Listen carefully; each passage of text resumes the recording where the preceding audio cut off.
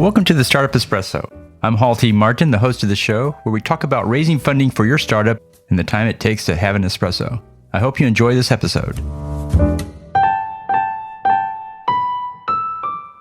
Hello, this is Hall T. Martin with the Startup Funding Espresso, your daily shot of startup funding and investing.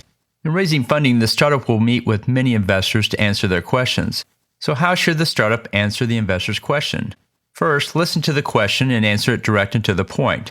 The question requires a number, then give that number.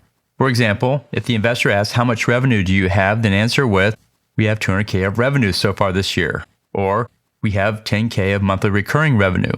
Be careful with answering every question with a story, as this takes time and often misses the key information.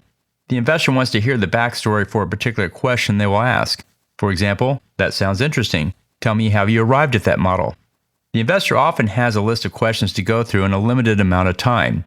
Not responding with direct and to the point answers lengthens the process.